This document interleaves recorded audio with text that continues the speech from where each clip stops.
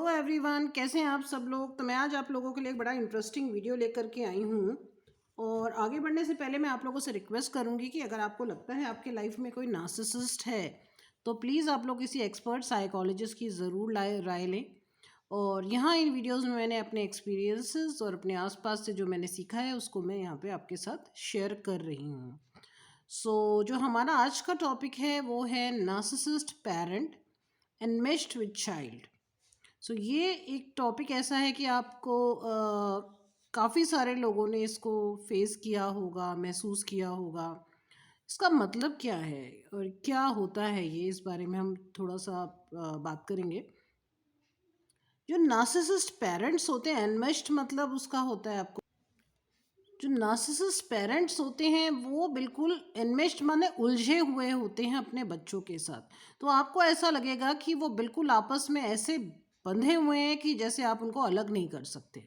वो एनमेश हो चुके हैं, वो बिल्कुल आपस में उलझ चुके हैं। ये हमारा मतलब होता है एनमेशमेंट का। और ये आप लोगों ने बहुत अच्छे से फील किया होगा। जो बच्चे हैं उन्हें भी ये लगता होगा नार्सिसिस्ट पेरेंट्स के कि हम अपने पेरेंट्स के साथ बहुत उलझ चुके हैं। कई बार वो इस बात को महसूस भी करना बंद कर देते हैं, उनको पता ही नहीं चलता कि वो एनमेश हो चुके हैं, क्योंकि उनको ये नहीं पता होता कि हेल्दी रिलेशनशिप्स क्या होते हैं, हेल्दी पेरेंटिंग क्या होती है।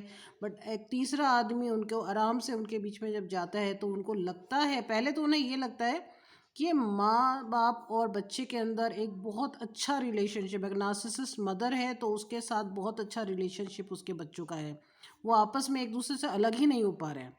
और वो शुरू में ओवर लव लगता है, पर ऐसा नहीं होता। समय के साथ वो समझ में आता है कि नहीं, वो एनमेश्ड हैं, वो बिल्कुल उलझे हुए हैं आपस में, और जो एक हेल्दी रिलेशनशिप का साइन नहीं है। तो आगे इस बारे में हम बात करने से पहले मैं आप लोगों से रिक्वेस्ट करूंगी कि अगर आप लोगों ने मेरे चैनल को नहीं सब्सक्राइब करा है तो प्लीज़ सब्सक्राइब करें और शेयर करें उसको और लोगों के साथ भी जो भी टॉक्सिक रिलेशनशिप में है, क्योंकि कई बार टॉक्सिक रिलेशनशिप वालों को ये पता ही नहीं होता कि वो टॉक्सिक रिलेशनशिप में हैं। उनके साथ शेयर करें ताकि एक अवेयरनेस हो लोगों को। और जल्दी से जल्दी कोशिश करें कि ज़्यादा से ज़्यादा लोगों को समझ में आए कि ये टॉक्सिक रिलेशनशिप क्या होते हैं। Generally cluster B personality toxic relationship होती है, जिसमें एक नार्सिसिस्ट पर्सनालिटी भी होती है।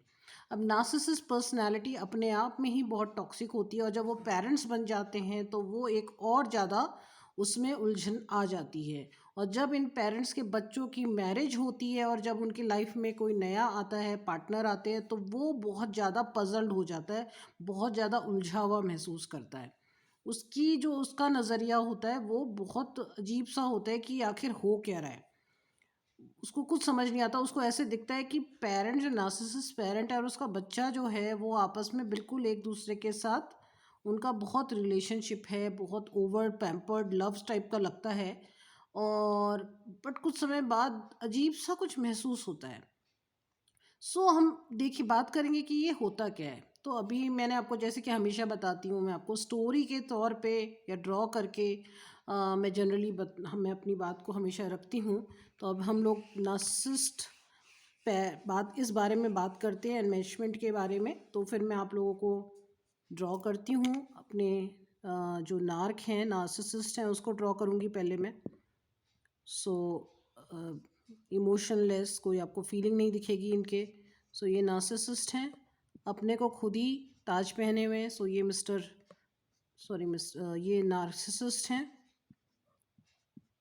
कोई जेंडर नहीं, कुछ भी हो सकते हैं नार्सिसिस्ट। मदर, फादर, मदर हो सकती हैं, नार्सिसिस्ट फादर हो सकते हैं। मदर का बहुत ज़्यादा रोल रहता है बच्चे के उसमें बड़े होने, और काफ़ी ज़्यादा इफ़ेक्ट कर देते हैं वो अपने बच्चों को।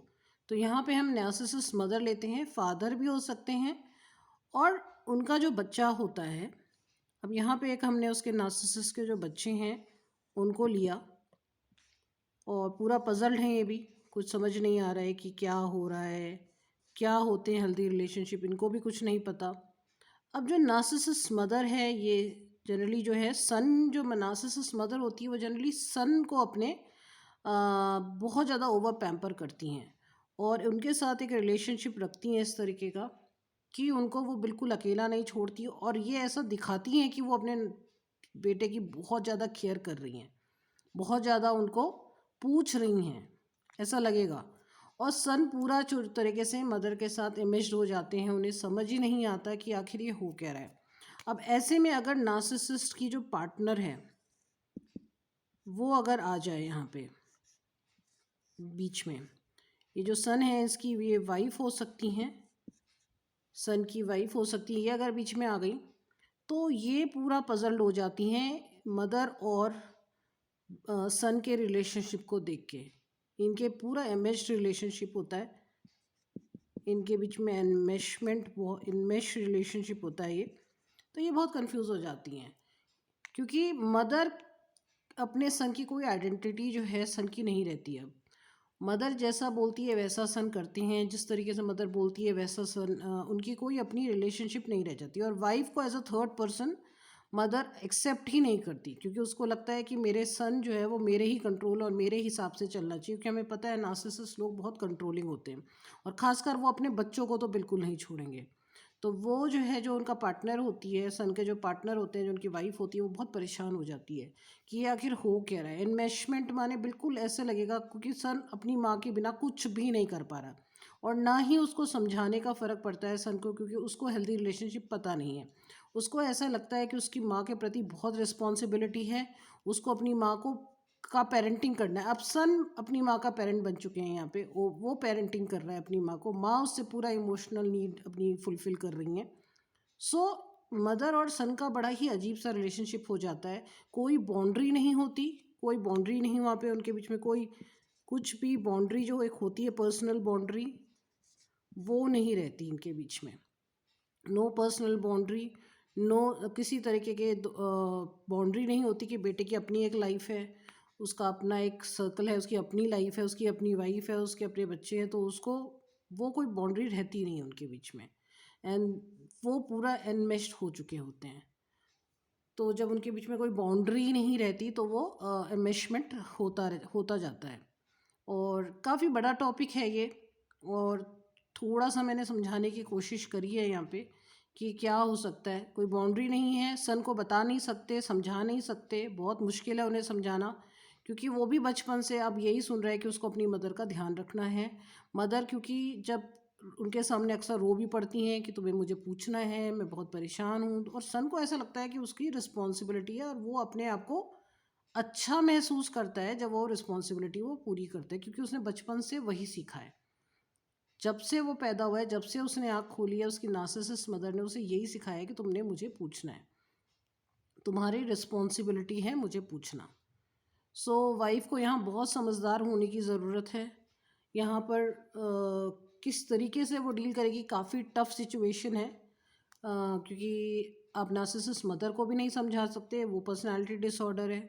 सन को भी समझाना मुश्किल है क्योंकि वो भी बचपन से वही सब देख रहा है, अपनी माँ को इमोशनली फुलफ़िल करनी, यही उसे समझ में आ रहा है।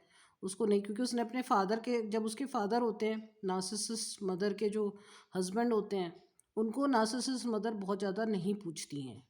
उस समय भी वो सन को ही पूछती हैं, तो उसको ये लगता है कि पार्टनर को जो है मेरा काम है देखना एज अ पार्टनर। मेरी माँ ने भी अपने पार्टनर को ज़्यादा नहीं पूछा था, वो मुझे पूछती थी, इस समय मुझे भी अपने पार्टनर को नहीं पूछना है, मैंने अपनी माँ को पूछना है। तो इस तरीके से पूरा कॉम्प्लेक्स इन्वेस्टमेंट हो चुका होता है। तो आई होप वाइफ को यहाँ पे थोड़ा थोड़ा समझना पड़ेगा सिचुएशन को, क्योंकि वही एकमात्र एम्पैथ है, वही एकमात्र है जिनको थोड़ा समझ में आ रही है सिचुएशन। प्रैक्टिकली इन्वॉल्व ना हो, बहुत ज़्यादा इमोशनल ड्रेन ना करें अपने को, कोशिश करें कि हैंडल करें प्रैक्टिकली। कैसे ये प्रैक्टिकली हैंडल करेंगे इस पे मैं वीडियो नेक्स्ट टाइम लेकर के आऊँगी। और अगले वीडियो तक के लिए बाय।